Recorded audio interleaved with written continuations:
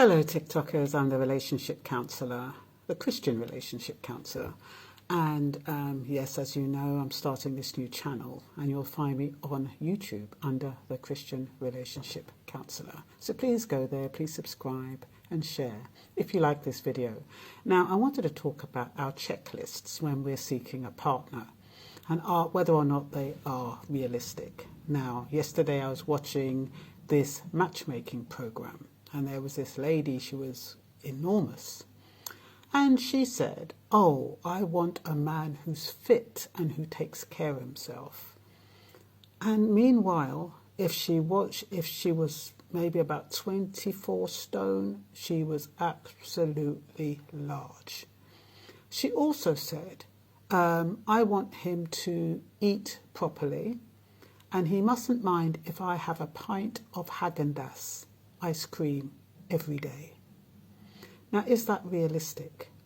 Some of the checklists we have to ask ourselves, are they realistic?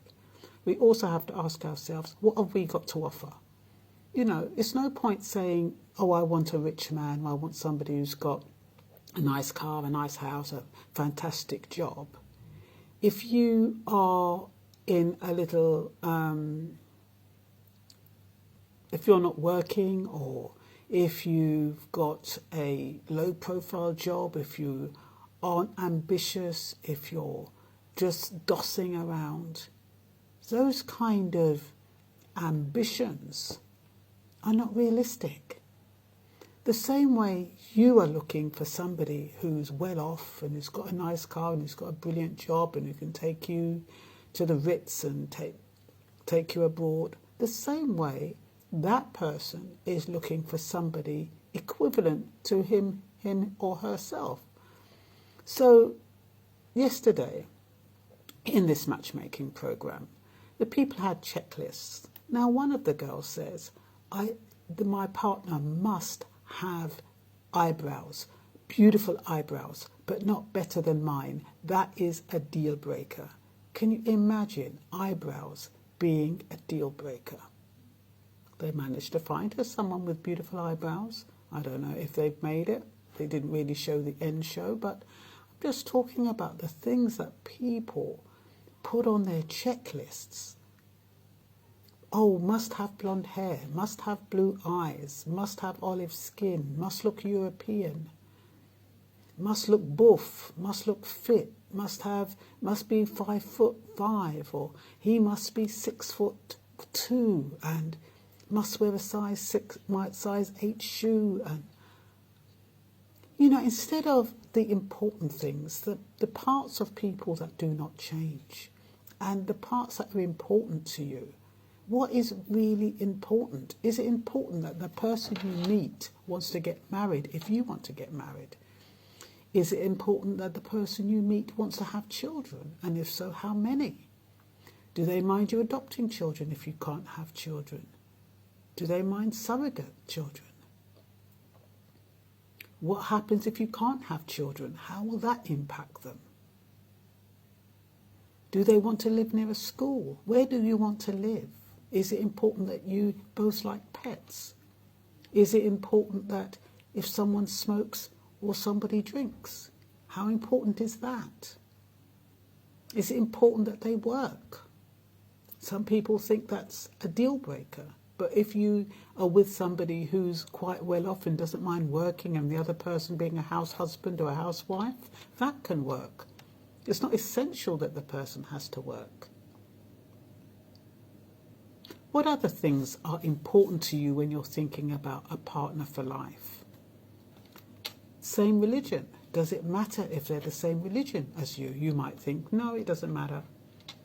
When you're dating, it might not matter because it might not come up, especially if they say, oh, I don't mind if you go to the synagogue. I don't mind if you go to your church. I don't mind if you go to the mosque. But when it comes to raising your children, what religion are you going to raise your children in?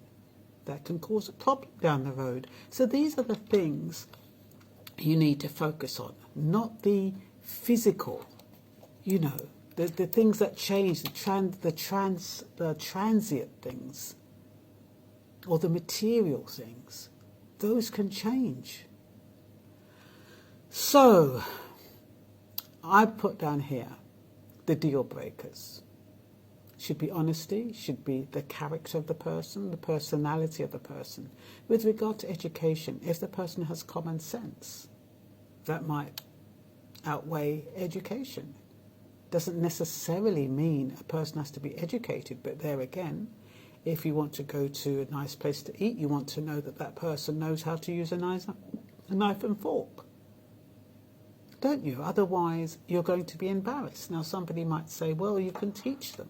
But there are some relationships that you can make harder for yourself if they're not compatible. So you have to ask yourself, what type of person are you? What kind of person do you need? What kind of person will make you happy? What is important? Everybody would like somebody attractive. Everybody would like somebody to turn them on. But there again, if somebody has chemistry and then they have a mouth like a trooper, no, that's not consistent. If somebody looks fantastic, but then they have a mouth like a trooper, how is that going to make you feel? If somebody is charming and has a good job and has a beautiful car, but is abusive, how is that going to make you feel? It's not going to last very long. If somebody's got a dog and you don't like dogs, somebody's got a bird and it chirps all night, you might not like that. And these are the little things that are deal breakers and can end a relationship if you haven't discussed them before.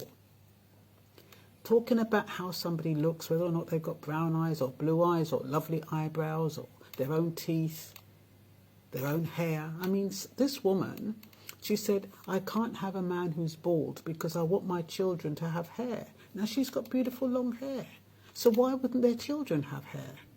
Why does it depend on the man? Maybe it does depend on the man's genes whether or not they have hair. But just because he doesn't have hair, his ancestors might have hair. But no, that was a deal breaker for her. They must have hair. And, you know, some of the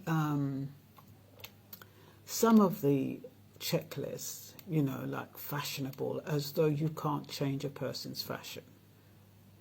And you know, one thing when I'm looking at a partner, looking for a partner, is their demeanour, their character, how they come over. And I normally select somebody who people would think I wouldn't select that person. And another person might say, oh, what are you doing with that person? But it's the quality of the person that I'm looking for. Humility, but strength. Generous, but not overly, not wild with their spending. You know, I like people to be moderate and kind and considerate. To me, those are the kind of traits that I look for. It doesn't matter what they look like. And, you know, I don't have this vision of somebody who looks ugly, because if their ways are beautiful, they become attractive to me. So sometimes somebody might say, oh, what are you doing with somebody like that? But you can bet your bottom dollar I'm happy with that person. Oh, the light's gone out. Anyway, all I wanted to say is, if you have a checklist, I'm going to turn the light back on. If you have a checklist, just make sure it's reasonable. Make sure it's realistic. Make sure that you can offer the same as what you expect somebody to offer you, because that is important. No point asking for things and you haven't got them to offer. So this is about looking for a lifetime partner. When your checklist, if you have a checklist, let it be something to do with things that do not change. Your values, your principles, who you are, your character. Those things don't change. They're steadfast. And that's what you're looking for. Somebody who's godly, somebody who's good, and somebody